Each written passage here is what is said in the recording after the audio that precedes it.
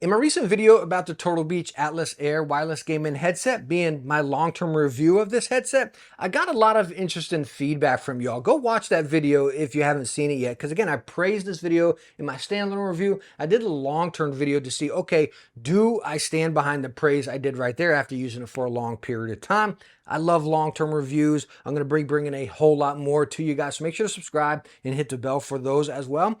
But again, talking about the feedback I got from that video originated from one comment, which I felt like was a pretty darn good question. It says, okay, Techne, I'm almost sold on pulling the trigger on these. My only other thing is I'm debating getting a wired pair of open back headphones since I honestly don't need a microphone. Looking at the HD 560s. And then he's talking about getting an amp DAC, which is going to add on to the cost. So there's multiple things we're going to talk about there. Cost, open back headphones, gaming headsets, amps, is it beneficial? And not to get philosophical, emotional, and deep within this video, but I love doing YouTube and watching YouTube videos to learn, help, and hopefully my videos help you guys. Your comments help me, I'll tell you that much for sure.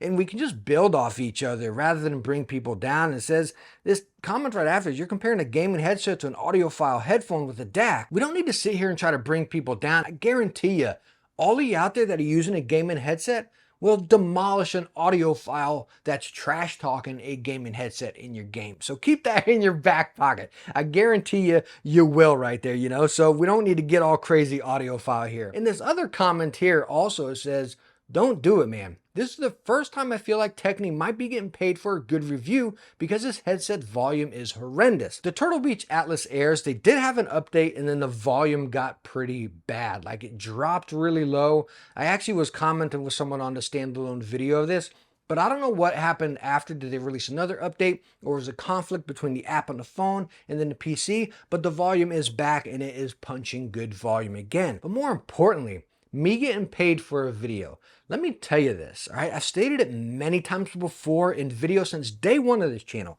You can go back and watch the videos. The proof is there. And I swear to you, I promise to you, from the bottom of my heart, I will never, ever, and have never, ever taken a dime or a penny for a review video. I will tell you straight up, yes, companies ask before, usually not the big companies, usually smaller companies, but no, I've always told them, no, I will not take a penny for a review, and I never ever will. Hopefully that's cleared up. So now that we got that out of the way, let's focus on the topic of this video being a gaming headset compared to a pair of headphones. And I'm gonna focus this more around open back here since the Turtle Beach Atlas Air is open back. And where I wanna kick this off is a gaming headset. Well, with a gaming headset, you're not just buying an audio device that you're going to slap on your head and listen to.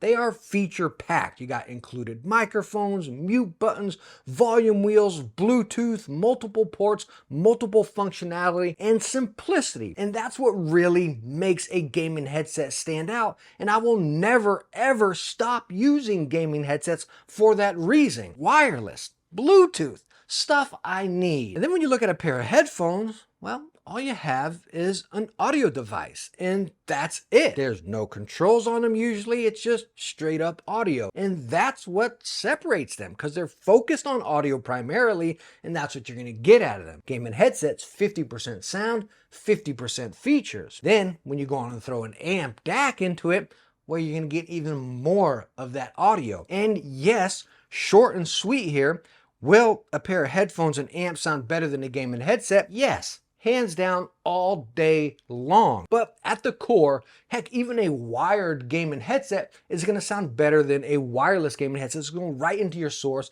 It's pushing it out there. It's going to pump up that volume. But again, you're going to lose a lot of the controls that you have with a gaming headset, especially a wireless one, compared to a wired headphone or headset. But focusing on the main point here being sound and talking about the Turtle Beach Atlas Airs being open back, which I think sparked up a lot of this conversation.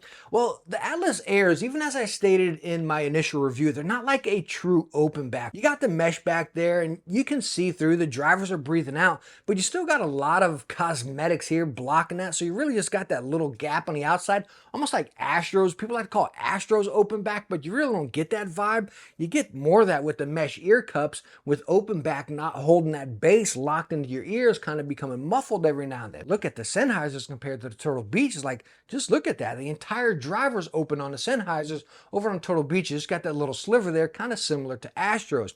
And what you're going to get there is a little bit more of that sound, those mids and basses locked in and held in on the Turtle Beaches rather than with the Sennheisers. Hence the reason the Sennheisers sound a little bit more airy, not as immersive as, say, the Turtle Beach. So again, as I stated in my standalone video of the Atlas Airs, yes, they're open back, but don't get that impression of a traditional open back like you would on a pair of headphones. And that's honestly one thing I love about the Atlas Airs. I still get that full-bodied immersion when I'm playing my games, and I still get my detail, even though some of the immersion will take out some of the detailed dialogue with me playing a lot of the First Descendants lately, right? Some of that body will overtake the detail every now and then. Over here looking at the Sennheisers, they were almost a little too airy for me. I didn't feel like I was immersed into that environment. I want some of that body and that bass, but again, these were just a little bit airy, but I couldn't get that trade-off, right? Like sometimes the wind in the Turtle Beaches sounded bassy, and I don't like that because it's just this constant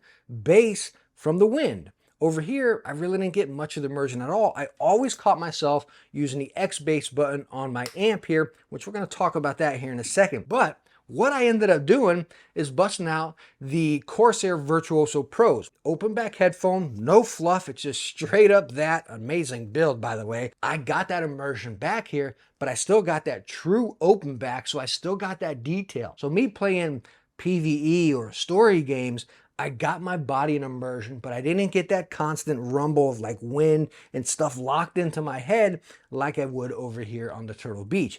And that's the cool thing about headphones and amps is you can try so many different situations, and really every headphone's going to be different. You can go to an Odyssey or a Meze and they're going to sound completely different than the Sennheisers over here. Going back to a gaming headset with the features and functions, you can get into your software and dabble and tweak with it. That's included, whether it be an app or on the PC. Yes, you can download Dolby Atmos on your PC and dabble with these sounds as well, but you're buying a headphone for that core sound that it is. That's honestly what I love about headphones, is each headphone has a different signature. It's fun, but it can get very expensive. And the other end of that, which also can get very expensive, is an amp and DAC if you decide to go that way. I use the audiophile and I've been using this for years now. I absolutely swear by it. It's not too expensive. It's not budget by any means, but it's right at that mid-tier, but you get an absolutely phenomenal device. I've sworn by this since day one. I use the DAC as well, which just cleans up that audio a little bit, but you got balanced,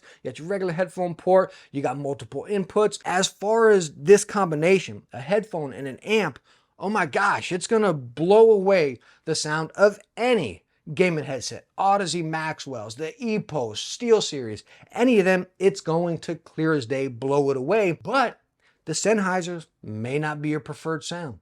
The Corsairs may not be your preferred sound, so on and so forth. Odyssey, Mezes.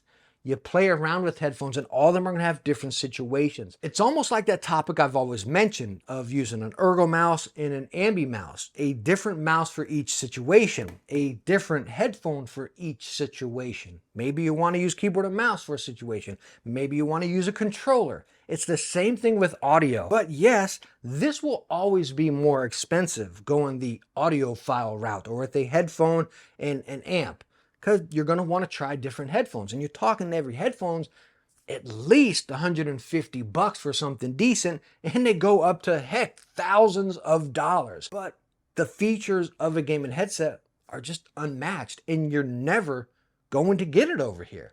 You're just not.